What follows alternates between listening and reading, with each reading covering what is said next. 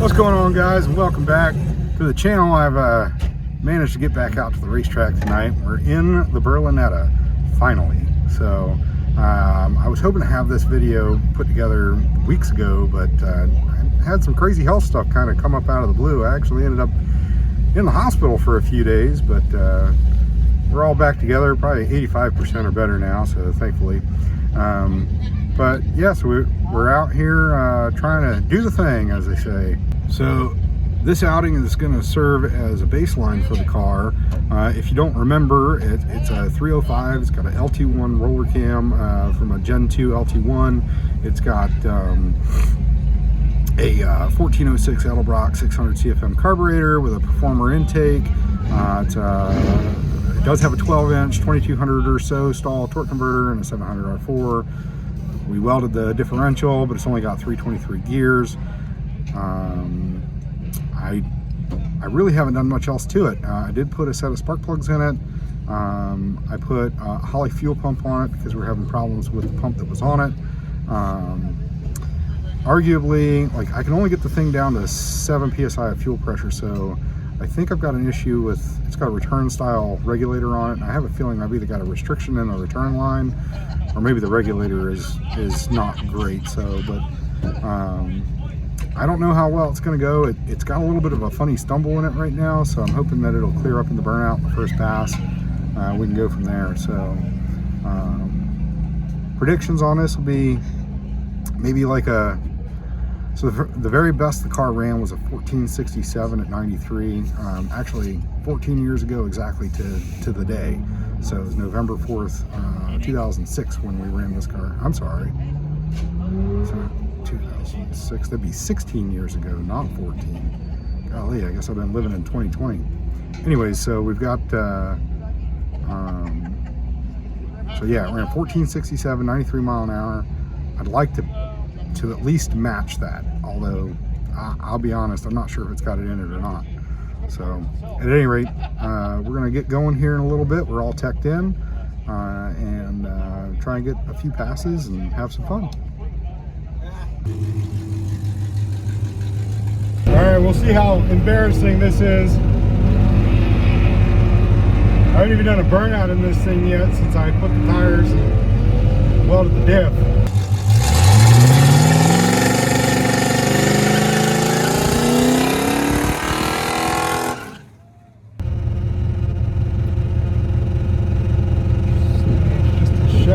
Possible. Going to shift it at 5,000.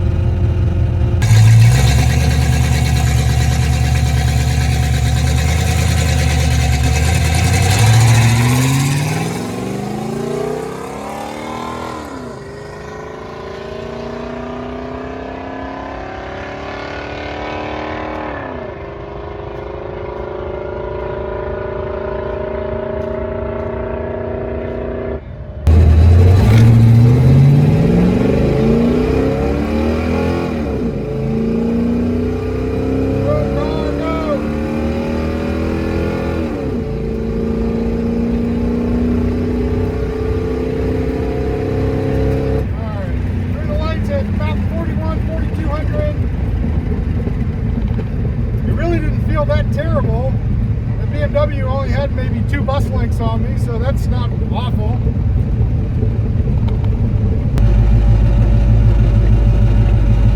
Thank you.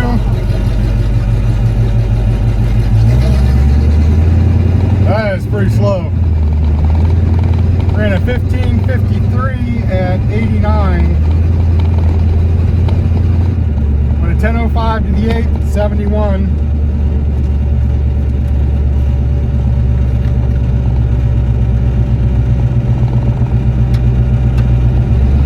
Get back here, we'll pull a spark plug, see what the timing mark looks like. I'm going to bet it's going to want some timing. And I'm also going to bet it's going to want more shift RPM, so we'll try that next time. All right, so the thing I'm going to add to the checklist is interior lights on this thing, because I don't have any right now. So just check timing. I think that the mechanical advance or something in the distributor is not working great. It seemed like it only had 26 degrees basically until, I don't know, probably 4,000 RPM, and then it seemed to go up some. But it didn't. I couldn't really figure out where it was. So it's got like 36-ish degrees total timing in it now. So basically, I think I added maybe 2 or 3 degrees. Of course, it wants to kind of run on a little bit because it's almost like it's locked out. So there's just, I don't know what the deal is there. But I've got a new weight kit for the distributor at the house, so that's actually one of the upgrades that we're going to do. I also went ahead and took the air filter off, and I've set the shift point on the tach to 5,500. So good thing is it seemed like the trans shifted really, really well, all things considered. I mean, it went right into the next gear when I asked it to. So of course it doesn't accelerate very fast, but that's just part of this deal, I guess. It's just a slow car. I'm hoping that the changes help pick it up a bit, though. I'm hoping for maybe at least 2 mile an hour. So 189 on that, 91 would be nice. So 94 would be even better. So we'll see what we get though.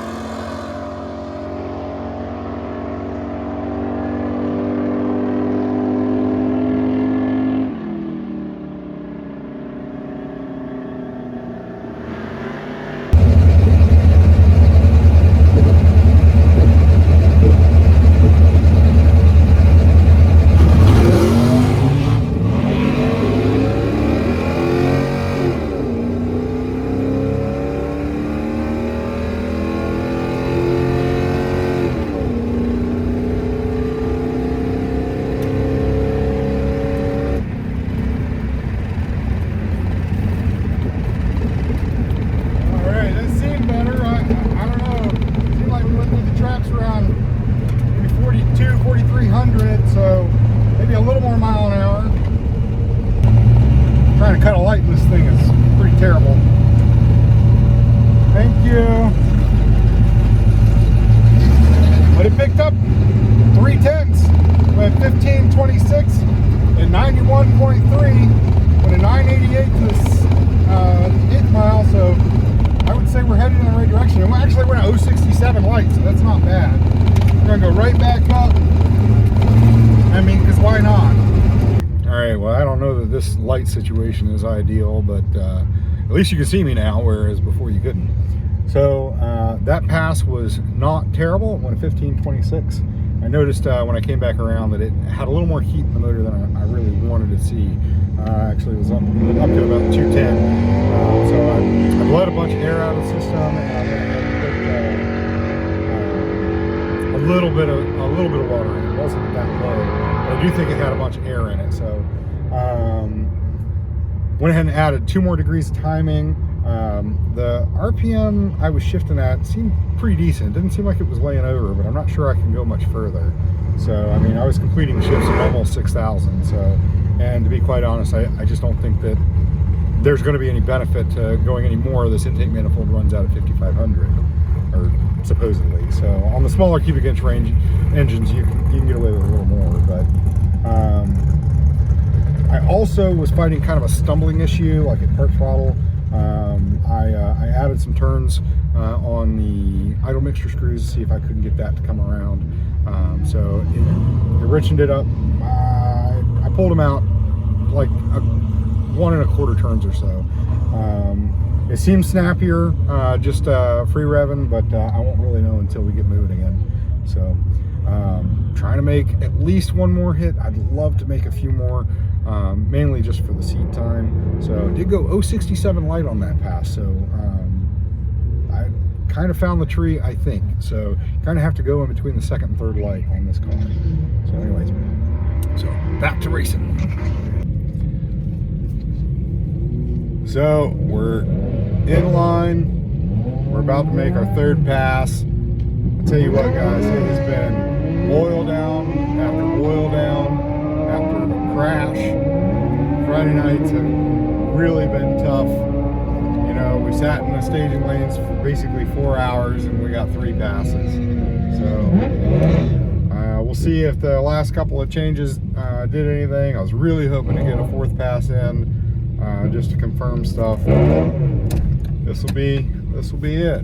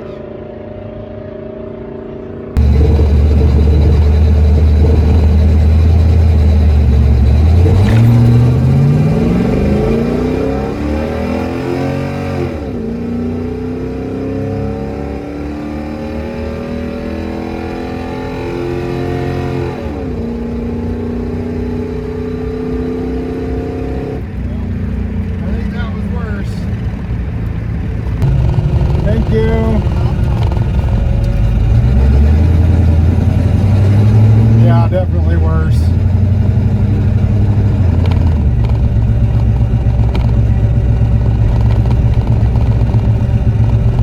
Yeah, we lost 4 miles an hour, went a 15:55.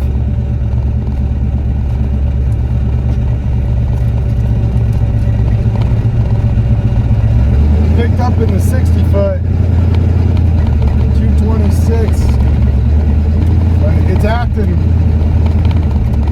I don't know what the deal is. It's almost acting like maybe it's running out of fuel.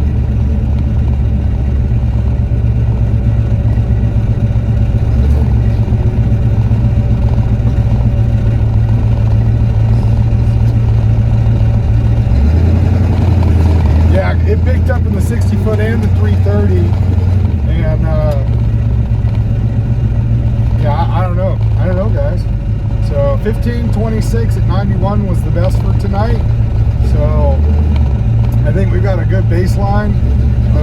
Obviously, we have quite a bit to work on. Got all kinds of upgrades I'm really looking forward to. We're going to pack it up and head to the house. And I'm going to try and get on this thing. I don't know. This thing's almost acting like it's got a shake or something now. I can't see the oil pressure gauge, so I wonder if we blew it up already. Looks like it's got plenty of oil pressure.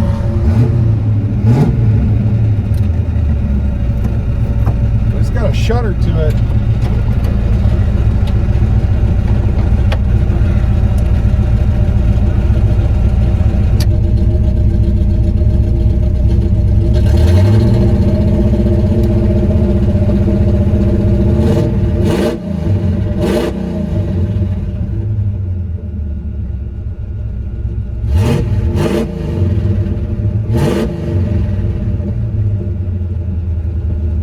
Back at the house, we had a pretty decent outing, I think, all things considered. The car was a lot slower than we had hoped for, but I'd also, while we were kind of going through like why the thing wasn't wanting to run kind of like what we thought it should, I started remembering, you have to remember, this car went, like the last time I documented it going to the racetrack was November of 2006. So that was 16 years ago. And there was just so much that happened to the car, like as we were building it, and then as we were racing it at the time, and then as, you know, after when Cody had the car after, once they moved up to Virginia and stuff like that. So there's so much about this car that I just can't recall. But some of the things that I do remember is that at one point the car had 373 gears in it, and that got replaced with the 323 gear rear end that's in the car.